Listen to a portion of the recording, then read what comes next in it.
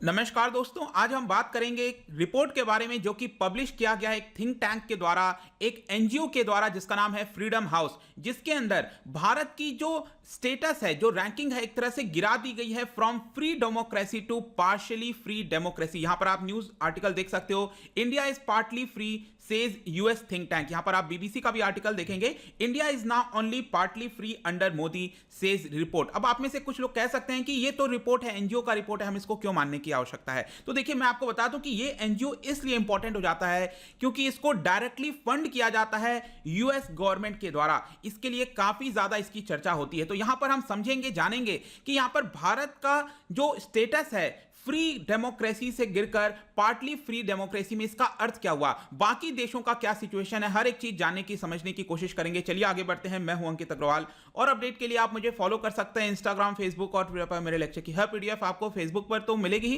Plus साथ में आप मेरा टेलीग्राम चैनल ज्वाइन कर सकते हैं by searching Ankit Agarwal official. और अगर आप यूपीएससी की तैयारी कर रहे हैं तो आपके लिए सुनहरा मौका है, स्टडी IQ लैब के लिए स्मार्ट कोर्सेज, जिसके थ्रू आप अपनी प्रिपरेशन और भी ज्यादा अच्छे तरीके से कर सकते हैं। तो यहां पर सबसे पहले देखते हैं दोस्तों हुआ क्या है। तो यहां पर जो एनजीओ है इसका नाम है फ्रीडम हाउस। यहां पर आप देख सकते हो फ्रीडम हाउस इस एनजीओ का नाम है। हर साल एनुअली यहां पर इनके द्वारा एक रिपोर्ट पब्लिश की जाती है जिसको कहते हैं फ्रीडम इन द वर्ल्ड। ठीक है, इस बार का 2021 का जो रिपोर्ट है इसका नाम दिया गया है डेमोक्रेसी अंडर सीज, क्योंकि यहां पर बोला जा रहा है कि बहुत तेजी से कई सारे जो देश हैं उनका डेमोक्रेसी के अंदर जो स्कोर था वो गिर गया है और उनका जो स्टेटस है वो चेंज हो गया है। और भारत के अंदर बेसिकली बताया जा रहा है कि यहां पर जिस तरह से क्रैकडाउन किया गया है, सख्ती से लिया गया है, कई सारे जो डिसेंट्स आते हैं हमारे समाज के अंदर, जो मीडिया है, एकेडमिक्स है, सिविल सोसाइटी ग्रुप्स हैं, प्रोटेस्टर्स हैं, उनके द्वारा कोई भी बयान आता है तो इसको बहुत ज्यादा हार्श तरीके से डील करने की कोशिश की जाती है। इसीलिए भारत का जो स्टेटस है डेमोक्रेसी के अंदर उसको फ्री से गिराकर पार्टली फ्री कर दिया गया है। तो चलिए थोड़ा सा इस एनजीओ के बारे में भी मैं आपको बता देता हूं। ये one of the oldest American organisation है जो कि विश्व भर में जहां जहां पर डेमोक्रेसी है उसको सपोर्ट करता है, एक तरह से उसको डिफेंड करने की कोशिश करता है। इसको बनाया गया था 1941 में न्यूयॉर्क के अंदर। और आपको पता है उस समय आपका वर्ल्ड वॉर 2 चल रहा था, तो यहां पर जर्मनी जैसे दो देश हो गए जो फासिज्म की तरफ बढ़ रहे थे, उसके खिलाफ यहां पर एक तरह का कैंपेन चलाया जा रहा था। अमेरिका भी आपको पता है कि इन्वॉल्व हो गया था वर्ल्ड वॉर 2 में, तो अमेरिका को एक तरह से सपोर्ट करने की कोशिश की जा रही थी इस एनजीओ के द्वारा। और उसके बाद से लगातार डेमोक्रेसी को लेकर यह एनजीओ काम करता रहा है। और पूरे देश भर में बताया जाता है कि करीब 210 कंट्रीज और जो अलग अलग टेरिटरीज हैं छोटे छोटे, उनकी रैंकिंग यहां पर दी जाती है। रैंक नहीं, बेसिकली आप कह सकते हो जो स्टेटस है उस देश का, क्या सिचुएशन है, यहां पर स्कोर कितना है उस देश का, और ये किस बेसिस पर किया जाता है। बेसिकली दो चीजें देखी जाती हैं, एक होता है आपका पॉलिटिकल राइट्स कितना है पॉलिटिकली, और सिविल लिबर्टीज कितना है, आप कितने फ्रीडम से वहां पर बोल सकते हो अपने देश के अंदर और आपके ऊपर ऐसा कोई एक्शन नहीं लिया जाएगा।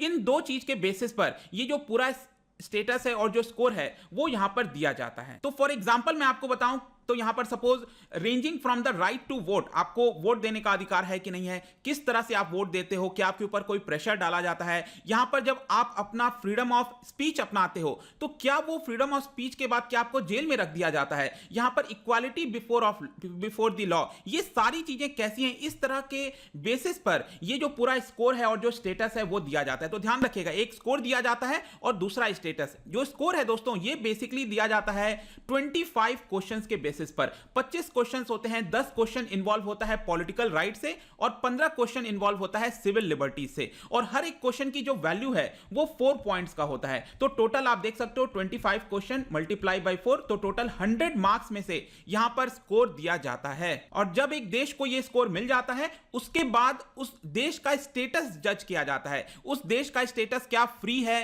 क्या पार्शली फ्री है, या फिर नॉट फ्री स्टेटस है। तो नॉट फ्री स्टेटस मतलब सबसे लोअर आपका स्टेटस हो गया। तो भारत, जैसा कि मैंने आपको बताया, ये फ्री यहां पर था और अब इसको डाउनग्रेड करके पार्टली फ्री कर दिया गया है। इनफैक्ट आप देख सकते हो पूरे विश्व भर में 2005 से और 2020 के बीच में आप देखोगे तो लगातार जो नंबर ऑफ कंट्रीज हैं, पहले फ्री नंबर ऑफ कंट्रीज आप देख सकते हो 2005 में 89 हुआ करते थे और 2020 आते आते 82 इनकी संख्या हो गई। और नॉट फ्री देश आप देख सकते हो पहले 45 हुआ करते थे, इनकी कंट्रीज बढ़ गई 54। मतलब कि कहीं ना कहीं पूरा विश्व जो है एवरेज में आप कह सकते हैं कि वो डेमोक्रेसी से दूर जा रहा है। जहां तक भारत की बात है, भारत का स्कोर आया है इस बार 67। यहां पर आप देख सकते हो 100 में से 67 स्कोर दिया गया है। पिछले साल यहां पर भारत का स्कोर था 71 और जो हमारा स्टेटस था आप देख सकते हो ये हमारा फ्री स्टेटस दिया गया था, यहां पर आप देख सकते हैं, और इस बार हमारा पार्शियली फ्री स्टेटस कर दिया गया है। और अगर आप इसको दो चीजों की तरह देखना चाहें, पॉलिटिकल राइट्स कितना है, सिविल लिबर्टीज कितना है,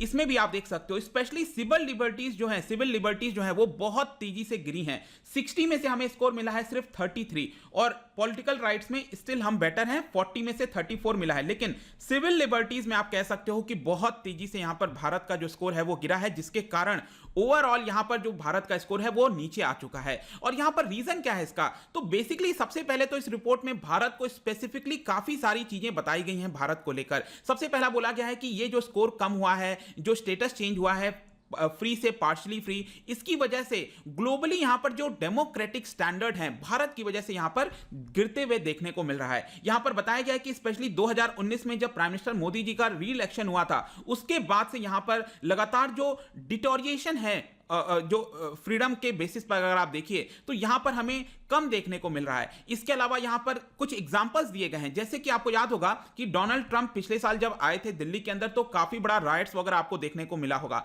उस समय क्या हुआ था कि एक जज थे, इनका नाम है जस्टिस एस मुरलीधर, उन्होंने यहां पर जो पुलिस है उसके इन एक्शन को बताया, क्योंकि करीब 50 लोगों की मृत्यु हुई थी और इन एक्शन की वजह से क्या हुआ कि इस रिपोर्ट में बोला गया है कि इस जज का ट्रांसफर कर दिया गया। जहां तक मुझे ध्यान आ रहा है शायद उनको पंजाब हाई कोर्ट ट्रांसफर कर दिया गया था, अगर मैं रॉन्ग हूं तो please correct me in the comment section. तो यहां पर ये ट्रांसफर किया गया, ये गलत है, ऐसा रिपोर्ट में बताया गया है। दूसरा यहां पर उत्तर प्रदेश का भी एग्जांपल दिया गया है कि वहां पर जो लव जिहाद वाला बिल आया है इसको लेकर कहीं ना कहीं ये सही नहीं है, ऐसा क्लियरली रिपोर्ट के अंदर बताया गया है कि जो मुस्लिम मैन होते हैं उनको यहां पर अरेस्ट कर लिया जाता है। कोविड-19 का भी जिक्र आया है कि लॉकडाउन के समय यहां पर जिस तरह से माइग्रेंट वर्कर्स जो हैं उनको यहां पर बहुत सारी प्रॉब्लम्स देखने को मिली थी। इसके साथ साथ कोविड-19 का जो जिम्मेदारी है, जिम्मा है, वो एक तरह से जो मुस्लिम्स के अंदर आपने देखा होगा जो जमातीज हैं उनके ऊपर पूरा ब्लेम डाल दिया गया था। इस रिपोर्ट के अंदर मेंशन किया गया है कि किस तरह से मुस्लिम को एक तरह से स्केप गोट बनाने की कोशिश की गई है। तो अल्टीमेटली यहां पर यही बार बार बताया जा रहा है कि पिछले 5-6 वर्षों से भारत के अंदर जो सिविल लिबर्टीज हैं, पॉलिटिकल राइट्स हैं, उसमें डिटोरिएशन हमें देखने को मिल रहा है। तो ये तो हमने भारत की बात कर ली, क्या बाकी देशों में ऐसा ही हो रहा है? यस, आप देख सकते हो चाइना का भी बड़ा एग्जांपल लिया गया है। चाइना का बोला गया है कि जिस तरह से कोविड-19 का आउटब्रेक हुआ था और चाइना अपनी गलती को छुपाने के लिए ग्लोबली जिस तरह का डिसइंफॉर्मेशन फैला रहा था उसकी वजह से बहुत ज्यादा नेगेटिव फॉलआउट देखने को मिला है। सिर्फ चाइना ही नहीं,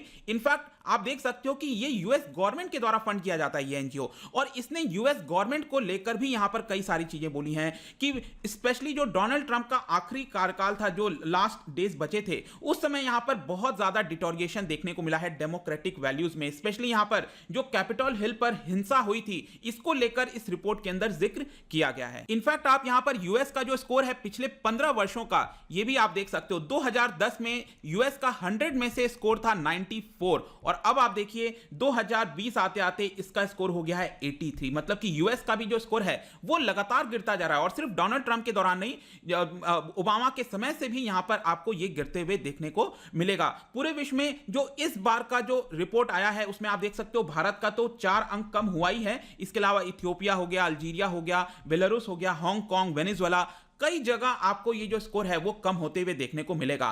फाइनली यहां पर कंक्लूजन में हम क्या कह सकते हैं? कंक्लूजन में देखिए ये बोला गया है कि जितने कंट्रीज में यहां पर डिक्लाइन देखने को हमें मिला है वो कहीं ज्यादा है जहां पर हमें जिन देशों के अंदर हमें इंप्रूवमेंट देखने को मिला है। यहां पर आप पूरा पिछले कई वर्षों का 2005 से लेकर 2020 का आप देख सकते हो 73 कंट्रीज ऐसी हैं जहां पर स्कोर डिक्लाइन हुआ है और 28 कंट्रीज ऐसी हैं जहां पर इंप्रूवमेंट देखने को मिला है। मतलब क्लियरली यहां पर दिखाता है कि ज्यादा देश हैं जो कि डिक्लाइन की तरफ जा रहे हैं, और यहां पर आप देख सकते हो कि करीब 75% ग्लोबल पॉपुलेशन ऐसी है जिनमें यहां पर हमें डिक्लाइन देखने को मिला है। और स्पेशली भारत का बार बार जिक्र इसलिए आ रहा है क्योंकि आपको पता होगा करीब विश्व की 17 से 18% जो आबादी है वो भारत के अंदर है। अब क्योंकि भारत का जो स्टेटस है वो फ्री से पार्शियली फ्री में हो गया है, इसकी वजह से आज के डेट में सिर्फ 20% ही ऐसी पॉपुलेशन है विश्व भर में जो कि फ्री कंट्री में रहती है, और यहां पर भारत को एक तरह से जिम्मेदारी इसकी बताई गई है। तो ये पूरा रिपोर्ट है दोस्तों। आई होप कि इसके बारे में जितनी भी चीजें थी मैंने आपको बता दिया है। इस रिपोर्ट के बारे में हर एक चीज ध्यान रखिएगा, कौन पब्लिश करता है, कैसे किया जाता है, क्या मेथोडोलॉजी है।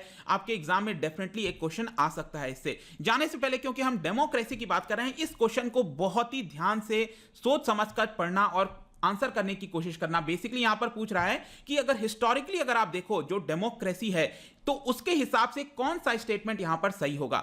इसका जो राइट आंसर है दोस्तों वो मैं अपने इंस्टाग्राम पर तो डालूंगा ही, अगर आप इंस्टा पे नहीं हो कोई बात नहीं, टेलीग्राम से आप ले सकते हैं। मैं कई सारे एमसीक्यूज यहां पर डालता रहता हूं स्टोरीज के फॉर्म में, आप जाकर प्ले कर सकते हो। अगर आप मुझसे इकोनॉमी पढ़ना चाहते हैं, कोई भी कोर्स परचेज करना चाहते हैं, स्टडी IQ ऐप पर जा सकते हैं। आई होप की वीडियो आपको पसंद आया होगा। मिलता हूं आपसे next time, till then thank you very much, see you soon.